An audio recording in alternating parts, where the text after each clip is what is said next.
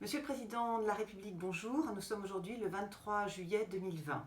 Comme vous le savez, je m'appelle Agnès Sirighelli, je suis l'ancienne maire adjointe des ressources humaines de Saint-Germain-en-Laye et je suis politologue. J'étudie depuis 15 ans les décisions du gouvernement, les propositions des différents partis politiques, l'influence des lobbies, l'actualité législative. Politiquement, je suis de droite et je suis de confession catholique. J'aime saluer ou dénoncer les lois, les décrets, les décisions qui me semblent contraires aux racines chrétiennes de la France. En effet, la République est laïque, mais la France est la fille aînée de l'Église catholique.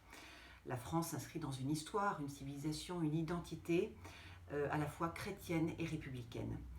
Tous ceux et toutes celles qui nient, je dirais, cette double identité ne comprennent rien, strictement rien à la France. Et ils sont malheureusement nombreux au sein de votre Assemblée nationale. J'ai pu le constater, je dirais, par moi-même en échangeant avec certains d'entre eux au sujet de la loi bioéthique. Le relativisme moral et la méconnaissance de ce qui constitue les valeurs profondes et fondatrices de la France sont légion. Ce projet de loi bioéthique que votre majorité souhaite voter en urgence avant les vacances parlementaires est un fatras d'immondices. Et je pèse mes mots. C'est la loi la plus immorale qu'il m'a été donné de lire depuis que je suis politologue. J'ai lu en effet les 359 pages de ce projet de loi bioéthique.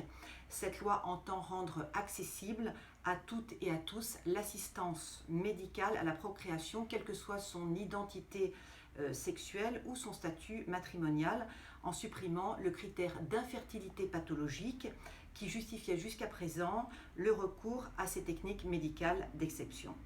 Ce projet de loi bioéthique permet de légaliser la PMA et la GPA au nom d'un pseudo-droit à l'enfant.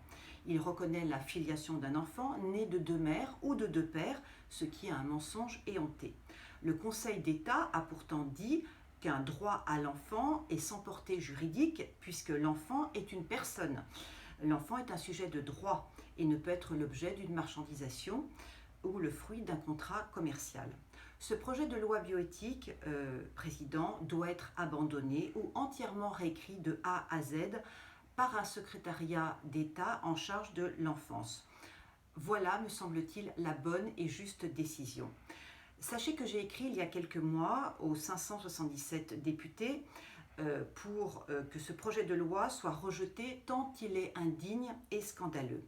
D'ailleurs, la fabrication généralisée de bébés en éprouvette, la congélation industrielle des ovocytes, le développement des banques de sperme, la sélection eugéniste des gamètes, la création d'embryons transgéniques ou chimériques, homme-animal, le dépistage néonatal systématique pour supprimer la naissance d'enfants trisomiques, la remise en cause du droit de la filiation et de la paternité sont des questions trop importantes pour être traitées exclusivement sous l'angle sanitaire par votre ministre de la Santé ou sous l'angle juridique par votre garde des Sceaux. Le projet de loi bioéthique concerne essentiellement les enfants et leurs droits et leur protection. À ce propos, Président, comment les députés français peuvent-ils envisager de priver par la loi un enfant d'un père, dans le cas d'une PMA, ou d'une mère dans le cas d'une GPA? Comment les députés français peuvent-ils considérer l'embryon humain comme un vulgaire matériau génétique et envisager en toute sérénité qu'il soit manipulé, congelé, trié, chosifié, transgénisé, animalisé, voire détruit selon le bon vouloir du projet parental, selon la novlangue en cours? Pourquoi vouloir généraliser la conception des enfants en éprouvette en dénigrant l'étreinte charnelle et sexuelle entre les hommes et les femmes et en promouvant à travers une propagande parfaitement indigne la distanciation physique, les gestes barrières et l'interdiction des embrassades entre les hommes et les femmes? En 2015, la PMA a concerné 25 000 enfants, soit 3% des naissances françaises. Pourquoi, Président, vouloir révolutionner le droit de la filiation et de la paternité pour une infime minorité qui ne souffre d'aucune infertilité biologique? Ce projet de loi bioéthique s'avère une grave transgression éthique et morale. La Convention internationale des droits de l'enfant reconnaît dans son article 7 que le droit de connaître ses parents et d'être élevé par eux et d'être élevé par eux. Organiser délibérément l'effacement du père ou de la mère par la loi n'est donc pas compatible avec ce droit. La GPA et la maternité de substitution représentent un manquement objectif aux obligations de l'amour maternel. Elles offensent la dignité de l'enfant. En 2015, 220 000 embryons humains ont été congelés et stockés par des laboratoires privés. Combien sont-ils aujourd'hui? Les mères qui ont congelé leurs embryons, sous la pression souvent de leur médecin ou de leur employeur, les oublient peu à peu. Elles refusent souvent leur implantation car elles ignorent si leur embryon congelé est toujours viable et refusent souvent de livrer leurs propres embryons à la recherche médicale. Or, un embryon est une personne potentielle, c'est une personne en devenir qui n'a pas à être chosifiée ou congelée. L'embryon humain a une dignité propre et n'est pas un simple matériau biologique. La France, Monsieur le Président de la République, est riche de 12 millions d'enfants de moins de 18 ans. Il est important que leur voix, que l'on n'entend jamais, soit entendue et représentée au sein de votre nouveau gouvernement. Le projet de la loi bioéthique, la question de la PMA, de la GPA, pour tous concerne en premier lieu les droits des enfants et non le droit de la santé. La loi bioéthique, je dirais souhaitée par le lobby sanitaire et quelques laboratoires pharmaceutiques cupides et sans scrupules, n'a jamais recueilli l'unanimité du peuple français qui a été longuement consulté lors des États généraux de la bioéthique en 2019.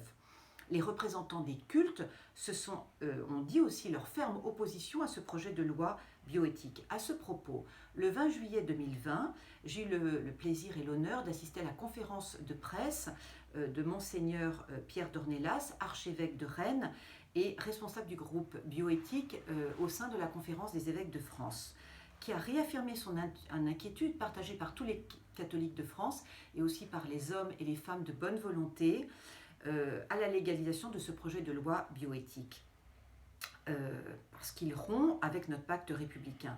Le Conseil des évêques de France est l'auteur d'un document remarquable daté du 7 février 2018 dans lequel il pointe les enjeux complexes et graves de ce projet de loi bioéthique. Il invite les parlementaires à ne pas céder aux sirènes idolâtres de la toute-puissance scientifique et eugéniste. Car c'est le respect, je dirais, de l'être humain dans sa dignité, dans sa vulnérabilité qui est en jeu.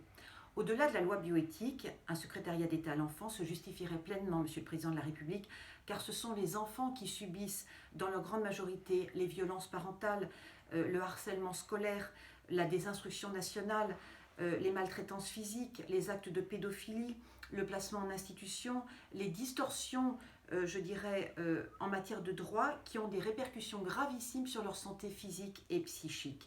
Sachez, Président, que les 8 semaines de confinement ont fait souffrir beaucoup d'enfants en France. Certains ont subi des chocs post-traumatiques en raison de, je dirais, l'isolement forcé, la sédentarité obligatoire, le téléenseignement généralisé. Il est important que l'intérêt supérieur des enfants soit désormais pris en compte dans tous vos projets de loi et dans tous vos projets de réforme à venir. Voilà pourquoi il est essentiel qu'un nouveau secrétaire d'État à l'enfance voie le jour. C'est aussi une demande très forte des institutions, que ce soit, je dirais, les départements, les associations, les collectivités territoriales, les organismes privés et publics. Vous savez, Président, que je suis l'auteur d'une tribune parue dans le journal du Dimanche en 2018 réclamant la création d'un secrétariat d'État à l'enfance. J'ai été surprise de ne pas le voir réapparaître dans votre casting gouvernemental. Il est urgent qu'une femme, qu'une mère soit nommée, tant l'actuel locataire de ce secrétariat a failli dans sa mission ministérielle durant la dure période de confinement. Merci, Monsieur le Président de la République, de votre écoute attentive. Merci d'écouter la voix de la raison et du bon sens.